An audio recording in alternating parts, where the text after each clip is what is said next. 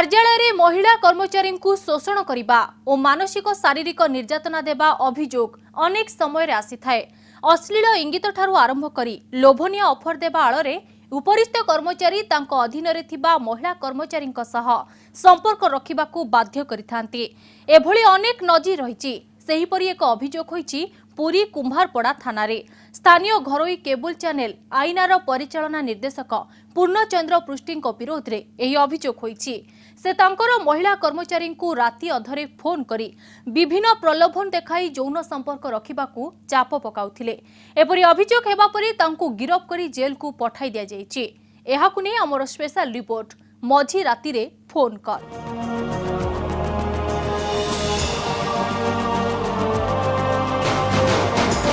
घरोई cable channel मुख्य बोलाउथिबा पूर्णचंद्र पृष्टि राति अधरे फोन करुथिले नुआ करी तांको ऑफिस रे जॉइन करिथिबा महिला कर्मचारी को प्रथमे निजर कही विश्वास जीतिबा परे धीरे धीरे सीमा लंघुथिले चैनल मुख्य। सबु समस्या समाधान करिदेबे बोली फोन करी प्रतिश्रुति देउथिले। अनेक राति रे युवतींको पाखकु आसुथिला एपरि कॉल। क्रमे युवतींको पई असह्य होई पड़िथिला एही कॉल। आगे मते ଟିକେ ନିଜର ଭାବ हेलो ऑफिस पे जो तुम फोन दिल्ली में जाने फोन करती है सर तो मु फोन चार्ज बसैतिली सेपड़ू जाइतिली हमरो लिमा एरिया को जाइतिली तो देखिनथि तो पर देखला बेलको चार्ज काढिली फोन ता देखला बेलको ना मु जो कहछो मो संग देखो तुम ନିଜର भाव तमर भी जहा किछि भी तमर माने अछि अंतर भीतर कथा कि तमर जहा भी किछि ये अछि मते तुमको दे दे दुख की चिंता जहा अछि दे दियो मु सब सॉल्व कर देबी। तमे क्या तो लॉक करछो तमे लॉक करछो नहीं पर नहीं सत कथा मत को हेलो पुनी सो मो पाखरे किछि निश्चय नहीं मते किछि निश्चय नहीं लॉक कुछ नहीं और सांगडा फोन करथिला सो राति 12:30 पर कोन संग फोन करंदिनी जो संग करंदी सेने बात साइड करंदी ହେଲା जियो ता कॉल करथिला छाड़ दे जे कॉल करथिला मो पता कोनी तमरो जो रिक्ति ने को जो बर्तन का तो ऑफिस में ताकरे फेसबुक रे तमे बर्तन पे मैसेज करछो कि तो मुई फोन करथला आज जोड़े मु तो फोन देली तुम फोन धरलो सर रक्त से मो भाई हैं सर रक्त से मो भाई नाभल रे अछि सर को भाई तमरो वर्ती कोन आगे को भाई तमरो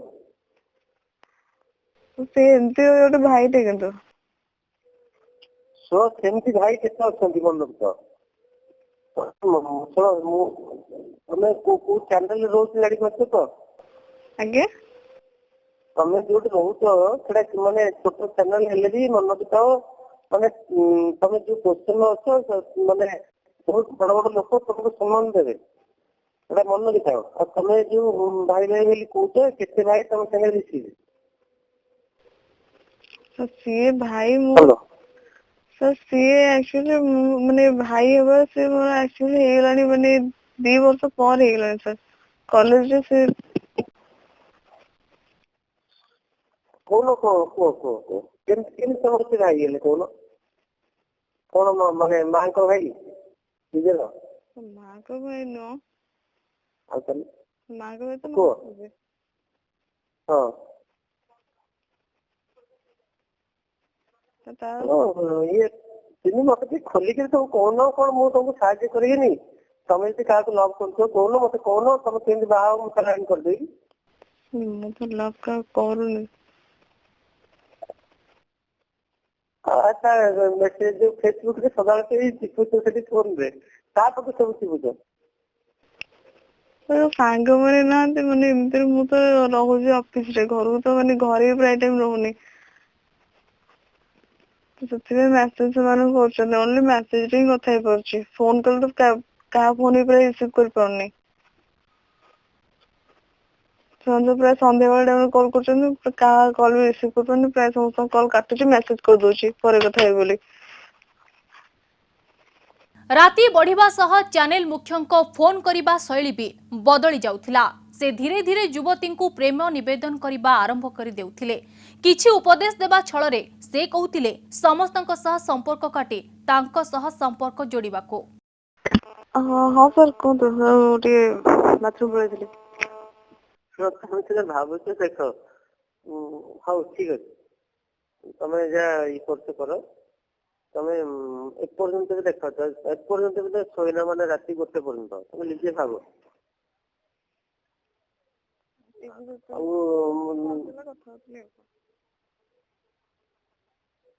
ମାନେ କଥା ହବାଟା ବଡ କଥା ନୁହଁ, କଥା ହୁଅ ସାଙ୍ଗ ଭିତରେ, କଥା ହୁଅ, ଭିତରେ କିଛି ନାହିଁ। କଥା ଗୋଟେ କଣ କିଛି କିଛି ଅଛି କିନ୍ତୁ ତମ ଲାଇଫ ଟାକୁ ତମେ ଟିକେ ଇଗ୍ନୋର କର। ଆଉ ଏ ବେକାରିଆ ସାଙ୍ଗସାଥିରେ ମାନେ ଫ୍ରେଣ୍ଡସିପ ରଖନି। ବେକାର ନୁହେଁ ସବୁ ମୋ ଲାଇଫରେ ମାନେ ଏମିତି ଗଣି ଗଣିକି 2-4 ଜଣ ସାଙ୍ଗ ମୋ ଲାଇଫରେ ଅଛନ୍ତି। ମୁଁ ଏମିତି ମାନେ ଆଲତୁ ଫାଲତୁ ପିଲାଙ୍କ ସାଙ୍ଗ କରେନି।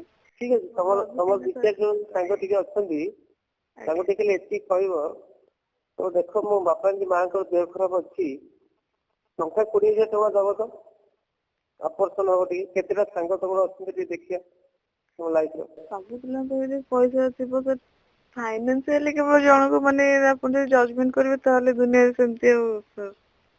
ଠିକ ଅଛି, ଛାଡ଼ିଦିଅ। ଦୁଃଖ ବେଳରେ ଟିକେ ଦେଖ ତମର କେତେ ଜଣ ସାଙ୍ଗ ଅଛନ୍ତି, ଦୁଃଖ ବେଳରେ ସମସ୍ତେ ରହିବେ। ତ ସେଇଟା ମୁଁ ନିଜେ ଫିଲ୍ କରିଛି ବୋଲି ତ ମୋର ସାଙ୍ଗ କରିଛି। ଠିକ ଅଛି, ତମେ ଯଦି ସାଙ୍ଗ କରୁଛ ତମର ଆସିଷ୍ଟାଣ୍ଟ ଭଳିଆ, ତମେ ଯଦି ନିଜେ ଫିଲ୍ କରୁଛ ମୁଁ ଆଉ କଣ କହିବି ହେଲା। କିନ୍ତୁ ତମର ଏଇ ଯୋଉ ମାନେ ଆସୁଛନ୍ତି ଅଫିସରେ ଯୋଉମାନେ ତମକୁ ଫୋନ କରୁଛନ୍ତି, ଯୋଉ ରିକ୍ତି କହୁନ ସାନାଇ ଭଳିଆ ଯୋଉଟା ହବ, ସେ ଅଫିସ ଆୱାରରେ ନ କରିକିରି ଘର ଆରେ କଲେ ଭଲ ହୁଅନ୍ତା। ଘରେ ମୋର କେତେବେଳେ ଟାଇମ ମିଳୁଛି କି, ଗଲି ମାନେ ବାହାରିକି ଗଲା ବେଳକୁ ଚାଲିବି 10:30 11ଟା ହେଇଯାଉଛି। ତାପରେ ତ ସେଠି କାମ ରହିଲା, ଫେରିଲା ବେଳକୁ 9:30, ସେଠୁ ବାହାରିଲା ବେଳକୁ 9:30 ହେଇଯାଉଛି। ତ କୋଉ ଟାଇମ କଣ କରିବାକୁ କହିବି। ଠିକ ଅଛି, ତମର ଏ ଟାଇମ ଟା ମୁଁ ଜାଣିନଥିଲି, ତମର ବି କିଛି ଅଛି ନା। ହଁ ଠିକ ଅଛି। ଆଉ ଛାଡ, ମୁଁ ମାନେ ଭାବୁଥିଲି କଣ କି ତମର ଯଦି କିଛି ଅଛି ମାନେ କିଛି ବି ତା ଅନ୍ତର ଭିତରେ ଦୁଃଖ ଅଛି, ସେ ଦୁଃଖ ସବୁ ମତେ ଦେଇଦିଅ, ମୁଁ ସବୁ ତମ ସଲ୍ଭ କରିଦେବି, ଯେ ଯାହା ବି ତମର ଥିବ। ବୁଝିପାରୁଛ ନା ନାଇଁ? କାରଣ ତମେ ନିଶ୍ଚିନ୍ତ ହେଇକି ମାନେ ଚିନ୍ତା ଦିନ ହେଲେ ତମ ଅଫିସରେ ଆଟଲିଷ୍ଟ ଶାନ୍ତିରେ କିଛିଟା କାମ କଲେ, ମୁଁ ମାନେ ବାହାର କାମ କିଛି କରିପାରିବି। ବାହାର ମାନେ କଣ ଭାବିଲ, ମାନେ ମାସ ଶେଷ ପଡିଲେ ସମସ୍ତଙ୍କୁ ଦରମା ଦେବେ ନା ନାଇଁ, ଟିକେ ଚିନ୍ତା କର। ଆମେ ଯୋଉ ବର୍ତ୍ତମାନ 18 ଜଣ ପିଲାଙ୍କୁ ରଖୁଛେ, କିଛି ନହେଲେ ତ ମାନେ 2,500 3,000 ଟଙ୍କା ଦରମା ନା ନାଇଁ ସେମାନଙ୍କର। ନା ମୁଁ ତ ଦେଖୁଛି ତମେ ଆସ୍ତେ ଆସ୍ତେ ଇମ୍ପ୍ରୁଭ୍ କରୁଛ ବୋଲି। ତଥାପି ଏଇ ଯୋଉ ତମର ସବୁ ଆସୁଛି ଫୋନ ଦେଖିଥିଲି ଏବେ, ଫେସବୁକରେ ତମର ସବୁ ଆସୁଛି, ସେଟାକୁ ଟିକେ ନାକୁ ତମେ କଣ୍ଟ୍ରୋଲ କର। ତମର ନିଜର ଭଳିଆ ସାଙ୍ଗ ଭଳିଆ ରହିଛି, ମାନେ ସାଙ୍ଗ ଭଳିଆ ତମେ ବୟଫ୍ରେଣ୍ଡ କହିବ, ଲଭର କହିବ, ଯାହା କହିବ ମୁଁ ଅଛି। କିନ୍ତୁ ଏଇ ସବୁ ମାନେ ବାହାର ଲୋକଙ୍କୁ ଛାଡି ଦିଅ ସବୁ, ତମର ଯାହା ଦରକାର ମୁଁ ଅଛି, ଭଲ ମନ୍ଦ ଦୁଃଖ ସୁଖ ସବୁ ବିଷୟରେ ମୁଁ ତମ ସାଙ୍ଗରେ ଅଛି। ତମେ ଆଜି ଡାକିଦବ ଆସନ୍ତୁ, ଘର ପାଖରେ ଯଦି ରାତି 3-4 ମିନିଟ୍ ନ ଠିଆ ହେବ ତ ମତେ କହିବ, ଯେତେବେଳେ ତମେ ଡାକିବ ପାଖରେ ଠିଆ ହେଇଥିବ। ଆଉ ତମେ ବି ମାନେ କିଛି କର, ତମେ ବି ଗୋଟେ ଠିକ କର, ତମେ ଯେମିତି ବାହାସାହା ହେଇକିରି ଭବିଷ୍ୟତରେ ମଣିଷ ବି ହବ। ବାହାସାହା ବି ଯଦି କିଛି ଦରକାର ବାପା ତ ଯାହା ରଖିବେ, ଆଉ ଯଦି କିଛି ଦରକାର ପଡିବ ମତେ ବି କହିବ, ମୁଁ ବି ସେ ଭିତରେ ଅଛି, ମୁଁ ସେ ଭିତରେ ସାହାଯ୍ୟ କରିବି। ହ୍ୟାଲୋ, ବାବା ଅଛନ୍ତି? ହଁ ମାମା ଅଛନ୍ତି, ମୁଁ ଜାଣୁନି କି, ମୁଁ ସବୁ ଜାଣୁଛି, ମୁଁ ତ ଜାଣିନି ମାମା ଅଛନ୍ତି ବାବା ଅଛନ୍ତି, ତଥାପି ମୁଁ ବି ତମ ପଛରେ ଅଛି। ଆଉ କଣ, ବାପା ମାମାଙ୍କ ପଛରେ ଅଛି ହେଲା, ସେ ମାତ୍ର ଉପରେ। ଆଉ ତମେ ଟିକେ ତମ ପକ୍ଷକୁ ତମେ ଟିକେ ନିଜର ଭାବ। ଏଇ ଯୋଉ ଫେସବୁକ ଟିକେ ନାକୁ ମାନେ ମୁଁ ଦେଖୁଛି, ମତେ ଆଜି କିଏ କମ୍ପ୍ଲେନ କରିବ, କଣ କରିବି ମୁଁ ଭାବ, ତମେ ନିଜେ ଚିନ୍ତା କର। ତାଙ୍କୁ ବୟଫ୍ରେଣ୍ଡ ଓ ଲଭର ଭାବେ ଗ୍ରହଣ କରିବାକୁ ମହିଳା କର୍ମଚାରୀଙ୍କୁ ପ୍ରବର୍ତ୍ତାଉଥିଲେ ଚ୍ୟାନେଲ ମୁଖ୍ୟ। ତାର ପ୍ରତିବଦଳରେ ଯାହା ମାଗିବେ ତାହା ଦେବେ ବୋଲି ସେ ଫୋନରେ ପ୍ରତିଶ୍ରୁତି ଦେଉଥିଲେ। ଏପରି 40ରୁ ଅଧିକ ଫୋନ୍ ଅଡିଓ ଏବେ ଭାଇରାଲ ହୋଇଛି ସୋସିଆଲ ମିଡିଆରେ।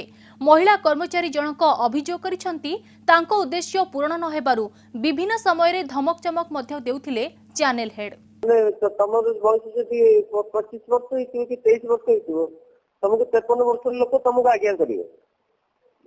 ୟା ମାନେ ନୁହେଁ ଯେ ତମେ ମାନେ ବୟସରେ ବଡ ହେଇଗଲ, ବୟସରେ ଛୋଟ କିନ୍ତୁ ଜ୍ଞାନରେ ଟିକେ ବଡ ହବା ଦରକାର। ଏମାନଙ୍କୁ କେମିତି କଣ୍ଟ୍ରୋଲ କରିବ ଦେଖ। ମୋ ବୟସ 45 ବର୍ଷ। ମାନେ ତମର କମଳା ବୋଉ ଯୋଉ ଅଛି ସିଏ ହେଲା 58 ବର୍ଷର ଲୋକ, ମୋଠୁ 12-13 ବର୍ଷ ବଡ। ନାଳ ପାଖରେ ସେ ତମର ମାନେ ଯୋଉ ନାଳ ଦଶ ଠିକ ସେଇଭଳିଆ, କିନ୍ତୁ ୟା ପୂର୍ବରୁ ସେମିତି ବୟସରେ ସାନ ହବାର କିଛି ନାହିଁ। ସିଟ୍ ଟାକୁ ଦେଖିବାକୁ ପଡିବ। ସିଟ୍ ଟା ଆମର କଣ, ଆମର ସିଟ୍ ଅନୁସାରେ ଆମେ ଚଳିବା। ଆମ ସିଟ୍ ହେଲା ମୋ ଠାରୁ ମାନେ ମୋ ସାଙ୍ଗର ଭଳିଆ, ତେଣୁକରି ମାଲିକର ତମେ ମାନେ ତମେ ସେ ଅନୁସାରେ ତମେ ପିଲାଙ୍କୁ ଟ୍ରାକେଲ କରିବ। କେମିତି ଦେଖ ଆମ ପିଲାମାନେ ଦେଖ ସବୁ ଠକୁଛନ୍ତି ଏଇନେ। ତମେ ଆଜି ନ୍ୟୁଜ ଦେଖିନ କେମିତି ନିଲି ଠକୁଛି, କେମିତି ମୁନା ଠକୁଛି। ଆଜି ଦେଖିଲି ତମେ ବି ଦେଖିଲେ ତମେ ଜାଣିପାରିବ ଯେ କେମିତି ଠକୁଛନ୍ତି ସମସ୍ତେ। ଭିଜୁଆଲ ନାହିଁ କହୁଛନ୍ତି ସେମିତି ନ୍ୟୁଜ ଦେଇଦିଅ। ମତେ ଗାଳି ମନ୍ଦ କରିଦେଲା ଆସିକି, ମୁଁ ଘର ଭିତରେ ରହୁଛି ନା ମାଇଙ୍କର, ମୁଁ ଦାୟିତ୍ୱ କାହାକୁ ଛାଡିକି ଯିବି? ମୁଁ ତମକୁ ଦାୟିତ୍ୱ ଛାଡିକି ଯିବି? ତମେ ସେଠୁ ତମେ କେମିତି ତମର ନ୍ୟୁଜ କେମିତି କଣ କରିବ କଣ ନାହିଁ, ମାନେ ତମକୁ ମାନେ ମତେ ତ ଠକୁଛନ୍ତି, ତମକୁ ଠକିଏ ଦଣ୍ଡ ହବ। ତମେ ଟିକେ ଚିନ୍ତା ନିଜ ଆସିଲାଣି ନା ନାଇଁ ଏଥର? ଆଜ୍ଞା ତମକୁ ତ ନିଜ ଆସିଲାଣି ନା ନାଇଁ? ମାନେ ନିଜ ଆସିଲାଣି ନା ନାଇଁ? ହଁ ସାର୍ ଠିକ ଅଛି, ଶୋଇକି ତମେ ଟିକେ ପୁନି ତମେ ଟିକେ ଅଫିସ କି ନିଜର ଭଳିଆ ଦେଖିକି ଟିକେ ଶୀଘ୍ର ପଳେଇ ଆସ। ଯଦି କଣ ତମର ଦରକାର ମତେ କହୁନ। ଘରେ ଦରକାର କି ତମର ଇଏ ଯୋଉ କଣ ସେ ଗରମ ପାଣି ଯୋଉଟା ବାହାରେ ଇଏରୁ? ନାଇଁ ସାର୍ ଅଛି। ଯଦି କିଛି ଦରକାର ହଉଥିବ ଦେଖ ତମେ ନିଜର ଭଳିଆ ମତେ କହିବ, କିଛି ଲାଜ କରିବନି ହେଲା। ଯେତେବେଳେ ଯାହା କିଛି ଦରକାର ପଡିବ ବାପାଙ୍କୁ ଯେମିତି କହୁଛ ମତେ ବି ସେମିତି କହିବ ହେଲା। ଯାହା ବି ଯେତେବେଳେ ଦରକାର ପଡିବ ମତେ ଖୋଲା ହୃଦୟରେ କହିବ। ମୁଁ ତମର ଗୋଟେ ନିଜର ଭଳିଆ ଅଛି, ମାନେ ତମେ ସାଙ୍ଗ ବୋଲି ଭାବିପାର, ବୟଫ୍ରେଣ୍ଡ ବୋଲି ଭାବିପାର, ଲଭର ବୋଲି ଭାବିପାର, ଯାହା ବୋଲି ତମେ ଭାବିପାର। ତମେ ନିଜର ଭଳିଆ ମତେ କହିଦେଲେ ଦେଖ ତମର କେତେ ସମୟ ଭିତରେ କାମ ସଲ୍ଭ ହବ ତମ ମନକୁ ଜାଣିବ। ହ୍ୟାଲୋ ହ୍ୟାଲୋ ହଁ ସାର୍ କୁହନ୍ତୁ। ଆଉ ତମ ଅଫିସ କି ତମେ କେମିତି ତମେ ସଜାଡିବ। ମୁଁ ଆଉ ତମକୁ ମୋ ଅଫିସ ନାଁ କିଛି କହିବିନି। ତମେ କେତେବେଳେ ଆସୁଛ କେତେବେଳେ ଆସ, କେତେବେଳେ ଯାଉଛ କେତେବେଳେ ଯାଅ, ତମ ଅଫିସ କି ତମେ ତମର ସଜାଡିବ। କଣ କହୁଛ? ହଉ ସାର୍ ଠିକ ଅଛି। ଠିକ ଅଛି, ତମେ ମାନେ ବର୍ତ୍ତମାନ ପାଇଁ ଖାଇ ପିଇ ସାରିବନି, ଶୋଇପଡ ଆଉ କଣ ଅଛି ହେଲା। ଆଜ୍ଞା ଗୁଡ୍ ନାଇଟ୍। ପୁରୀର ଯେଉଁ ଘରୋଇ କେବୁଲ ଚ୍ୟାନେଲର ମୁଖ୍ୟ ପୂର୍ଣ୍ଣଚନ୍ଦ୍ର ପୃଷ୍ଟିଙ୍କ ବିରୋଧରେ ଅଭିଯୋଗ ହୋଇଛି, ସେହି ଘରୋଇ ଚ୍ୟାନେଲ ପଛରେ ରହିଛି ପ୍ରଭାବଶାଳୀ ରାଜନେତା ଓ ବ୍ୟବସାୟୀଙ୍କ ହାତ। ଅବଶ୍ୟ ଅଭିଯୋଗ ଆସିବା ପରେ ପୂର୍ଣ୍ଣଚନ୍ଦ୍ରକୁ ଚ୍ୟାନେଲରୁ ବାହାର କରି ଦିଆଯାଇଛି। ଗିରଫ ହେବା ପରେ ଜାମିନ ନାମଞ୍ଜୁର ହୋଇଯିବାରୁ ତାଙ୍କୁ ଜେଲକୁ ପଠାଇ ଦିଆଯାଇଛି। ତେବେ ଏପରି କାର୍ଯ୍ୟ ପଛରେ ଆହୁରି ବଡ଼ ବଡ଼ ଲୋକଙ୍କ ହାତ ଥିବା ଅଭିଯୋଗ ହୋଇଛି। ଆମର ସ୍ପେଶାଲ ରିପୋର୍ଟକୁ ଏଇଠି ରଖୁଛୁ। ନମସ୍କାର।